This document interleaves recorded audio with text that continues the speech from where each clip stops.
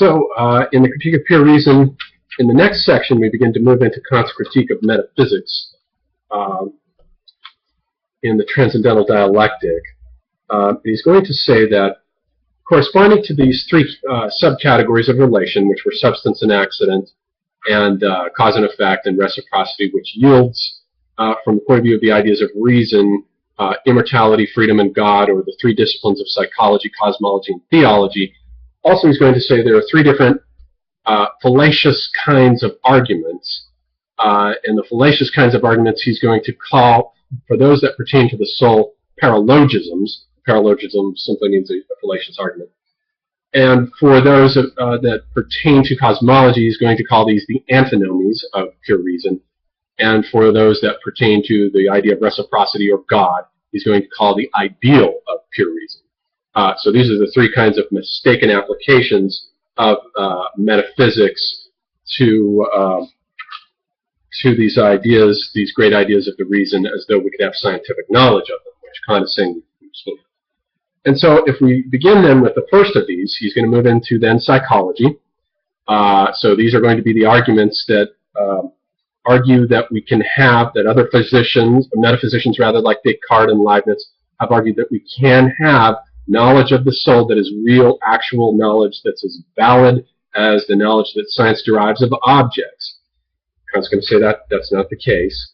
But if we focus on the category of substance accident, which is the soul is the inner version of that category of substance, and we take that and we plug it back into the table, just that category, and as it were recursively plug it back into the fourfold table of categories, then we come up with four different kinds of paralogisms of the soul that try to mistakenly assign predicates to the soul with indubitable certainty, such as the first of those is that the soul is a substance. That's the category of quantity. And that the soul is a substance and is therefore immaterial. For quality, we have that the soul, as regards its quality, is simple and therefore incorruptible. Or as far as relation goes, that the soul, as regards the different times in which it exists, it is numerically identical. That is to say, has unity and therefore gives it personality. Or, and the fourth category, it is in relation to possible objects in space and gives it, by contrast, immortality. So the first of these paralogisms then is that the assertion that the soul is a substance.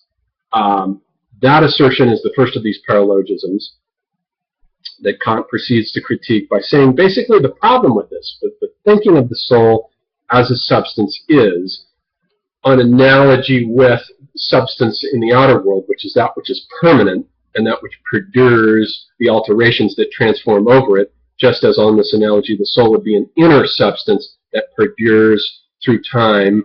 It is neither created nor destroyed and undergoes the transformations of the inner determinations of thoughts and feelings and reflections, so there must be something permanent underneath that. The problem with it is that in no way can the I, and the I is basically the cogito, be given in intuition. The self is not something that we can produce, put it on a table, and perform an anatomy lesson on it. It doesn't work that way. It simply exists as the result of the inferences of the ideas of the reason.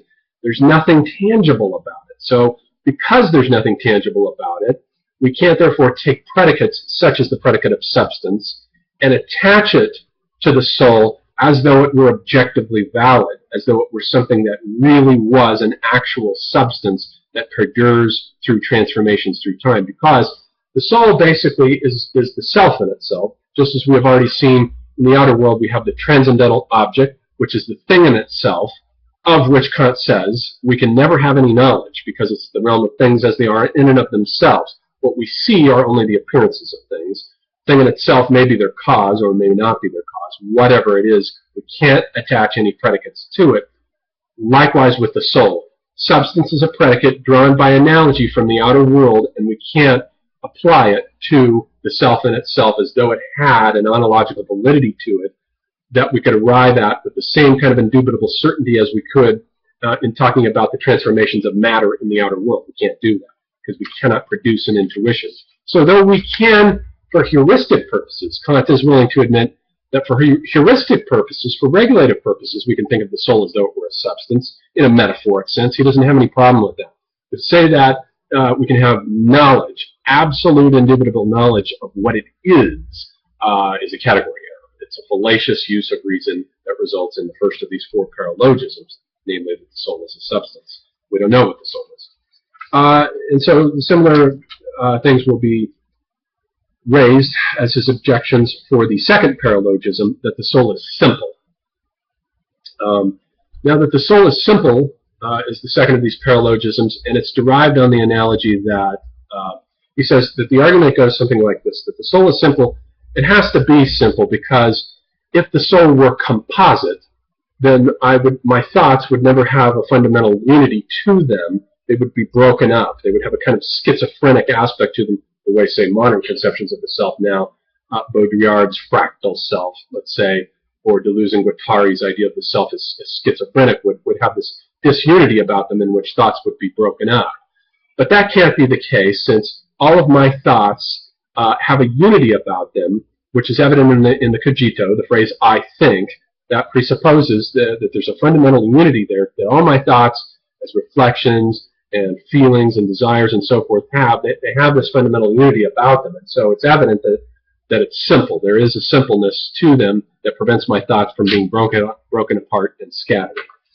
The other aspect to it is that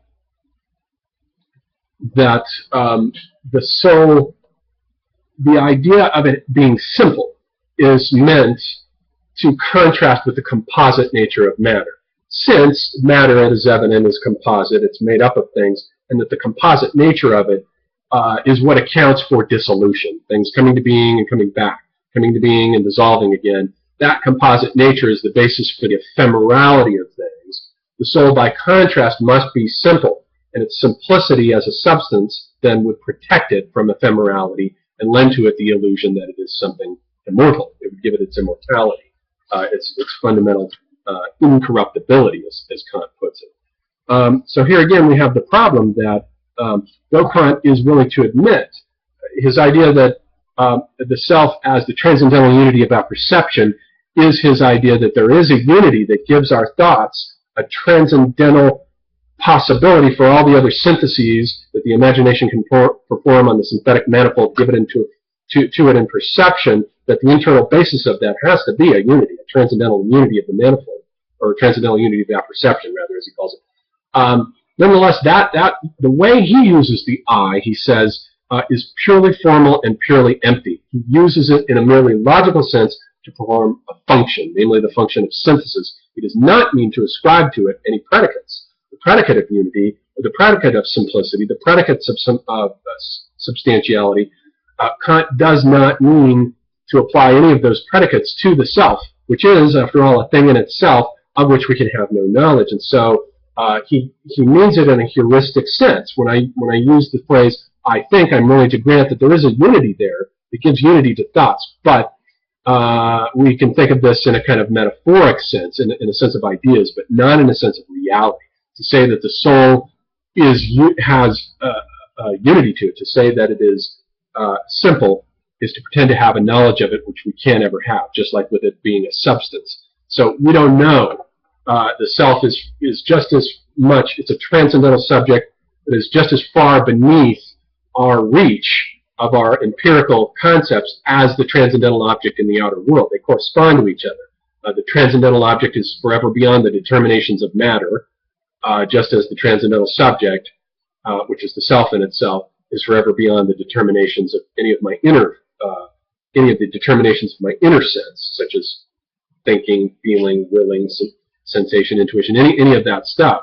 None of that can be applied to the self in itself. It's something that is noumenal. And it'll be essential, as we'll see later, that it is noumenal, because freedom, he's going to argue that freedom is part of what the soul is. It's noumenally free, but phenomenally determined to the law, subject by the law of causality. So we'll get into that later. So it's important that we can't assign any predicates to it that we can build some sort of a transcendental psychology on and present it as though it were a science to stand alongside, let's say, the science of matter, the science of atomistic building blocks and putting things together and learning how to manipulate matter, engineering, and so it doesn't belong in that category. It's a metaphysical idea. It has to do with ideas that have other functions than scientific ones. They have nothing to do with science.